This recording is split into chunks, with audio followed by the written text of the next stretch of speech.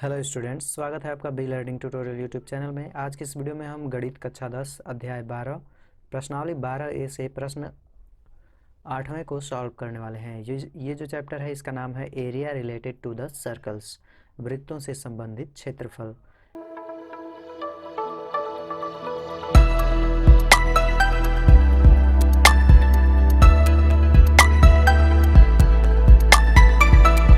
देख सकते हैं यह है प्रश्नावली 12A का प्रश्न 8वां।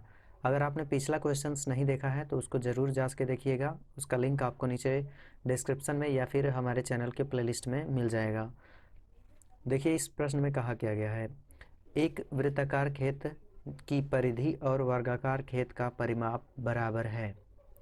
इस पॉइंट को आप नोट कीजिए। देखिए कहा गया है एक वृत्ताकार खेत की परिधि और वर्गाकार खेत का परिमाप बराबर है यदि वर्गाकार खेत का क्षेत्रफल 2500 वर्ग मीटर हो तो वृत्ताकार खेत का क्षेत्रफल ज्ञात कीजिए। देखिए क्वेश्चन में थोड़ा सा आपको उलझाने का कोशिश किया गया है एग्जामिनर, लेकिन आपको इसमें उलझना नहीं है। देखिए आपको निकालना क्या है, वृत्ताकार खेत का क्षेत्रफल। वृत्ताकार खेत का क्षेत्रफल आप तभी निकाल सकते हैं जब आपको त्रिज्या पता होगी, ठीक है। और त्रिज्या आप तभी निकाल सकते हैं जब आपको परिधि पता हो सकती है या व्यास पता हो सकता है। तो देखिए यहाँ पे कहा गया है परिधि और खेत का परिमाप दोनों बराबर है और यहाँ पे खेत का क्षेत्रफल दिया है, तो खेत का क्षेत्रफल का फार्मूला लगा देंगे। और खेत जो है वर्गाकार है तो वर्गाकार खेत का जो क्षेत्रफल होगा उसका फार्मूला लगाएंगे तो वहाँ से आपको भुजा मिलेगी। और जैसे ही आपको भुजा मिली तो वर्गाकार खेत की परिधि और वर्गाकार खेत का परिमाप का फार्मूला लगा के वहाँ पे उनको बराबर करके त्रिज्या निकाल देंगे। और जैसे ही आपको त्रिज्या मिलेगी तो वृत्ताकार खेत का क्षेत्रफल निकाल देंगे। चलिए देखते हैं कैसे करेंगे। सबसे पहले तो हमें लिखना होगा वर्गाकार खेत का क्षेत्रफल, ठीक है। जो चीज़ दी गई है उसे हम लिख लेंगे। वर्गाकार खेत का क्षेत्रफल कितना दिया है, 2500 वर्ग मीटर, ठीक। तो हमें इसी का फार्मूला लगा देना है। वर्ग का क्षेत्रफल कितना होता है, भुजा का वर्ग, ठीक। यहाँ से हम भुजा निकाल देंगे।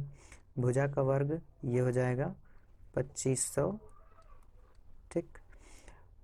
अगर हम यहाँ से भुजा निकालें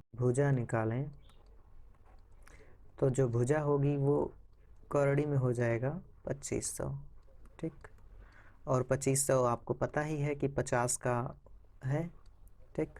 वर्गमूल 2500 जो वर्गमूल है वो 50 का है, ठीक है। तो भुजा आपकी पता चल गई 50 मीटर, ठीक है। ये आपका 50 मीटर भुजा पता चल गया। आगे अब आपको क्वेश्चन में कहा गया है कि वृत्ताकार खेत की जो परिधि है वो वर्गाकार खेत के परिमाप के बराबर है।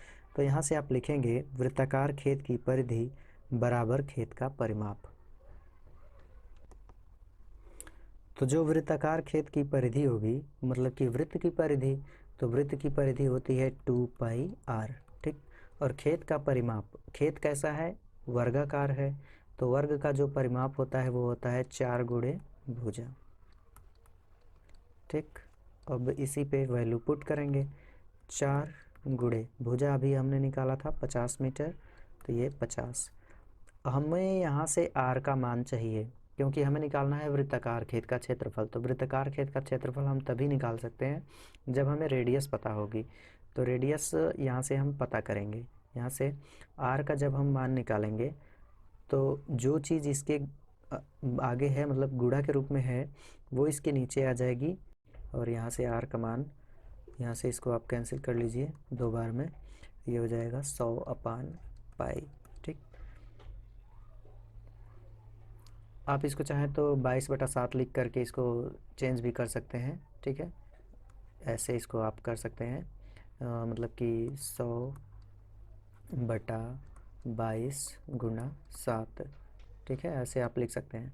जब आप इसको सॉल्व करेंगे तो ये हो जाएगा 700/22। और फिर आप इसे काट भी सकते हैं, तो ये 11 और ये हो जाएगा 2 3 6, 2 5 10 और ये 0, तो ये हो जाएगा 350/11। तो आप इसे इतना सॉल्व भी कर सकते हैं और डायरेक्टली आर का मान इस तरीके से आ जाएगा। लेकिन अभी आपको क्षेत्रफल निकालना है, तो क्षेत्रफल निकालेंगे तो उसका वर्ग करना पड़ेगा, तो वर्ग करेंगे तो इसका इसमें गुणा करने में काफ़ी दिक्कत आती है। तो जो आर का मान है अभी आप पाई के रूप में ही रहने देंगे, ठीक है। और अब हमें निकालना है वृत्ताकार खेत का क्षेत्रफल। तो लिखेंगे वृत्ताकार खेत का क्षेत्रफल। वृत्ताकार खेत का जो क्षेत्रफल होगा वो होगा पाई आर स्क्वायर। तो पाई का मान, पाई को आप बाहर ही रहने दीजिए, आर स्क्वायर रखना है, तो ये हो जाएगा 100/पाई, ठीक, गुणे 100/पाई, ऐसे आप इसको लिख सकते हैं 100/पाई। अब एक पाई से एक पाई कट गया, तो ये आपका आ गया